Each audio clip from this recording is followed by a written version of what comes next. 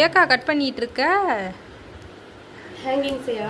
ஆமாம், கஷ்டப்பட்டு நிறையும் போட்டு அதை ஒரு வீடியோ எடுத்து திருப்பியும் நம்ம ஹேங்கிங்ஸ் போடுறது வந்து பெரிய விஷயம் இல்லை. அது போடுறோம்னா அது எப்படி நம்ம போடணும் அப்படின்னா, இந்த டேப்லெட் பீடு இருக்குது பார்த்தீங்களா, இந்த கேப்பை நான் சொல்ல வரேன். இந்த கேப் வந்து அதுக்குன்னு ஒரு கணக்கு வச்சு நம்ம போடணும். ஒன்று தள்ளி தள்ளி போட்டோன்னா ஒரே கேப்பில் போட்டுடலாம். நம்ம ஒட்டி ஒட்டி போடுறோம் அப்படின்னா இந்த பீடும் அடுத்த பீடும் வந்து இடிக்கக்கூடாது. அந்த அளவுக்கு நம்ம வந்து வரிசையாக இருக்க மாதிரி நம்ம வந்து மேலே வந்து கேப் விட்டு நம்ம போட்டால் தான் இந்த ஹேங்கிங்ஸ் வந்து ஹேங் ஆகும் போது அழகாக இருக்கும். பட்டு அப்படியே நம்ம பேசிக்கிட்டே கவனிக்காமல் கொஞ்சம் கொஞ்சம் நெருக்கி போட்டனால இப்போ பாருங்களேன், நேராக நிற்காமல் லைட்டாக வந்து விரிஞ்ச மாதிரி நிற்கிது, இல்லைனா ஒன்று மேலே ஒன்று வந்து ஏறுது.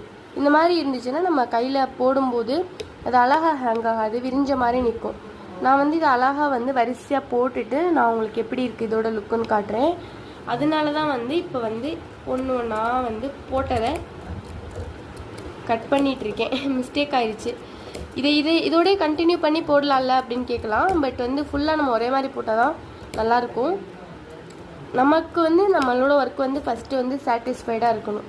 அப்போ தான் வந்து நம்ம அதை கண்டினியூ பண்ணணும். எனக்கு இந்த லெவல்லே வந்து என்னோடய ஒர்க்கு வந்து சாட்டிஸ்ஃபைடாக இல்லை, அதனால நான் இதை கட் பண்ணிவிட்டு திருப்பியும் போட போகிறேன்.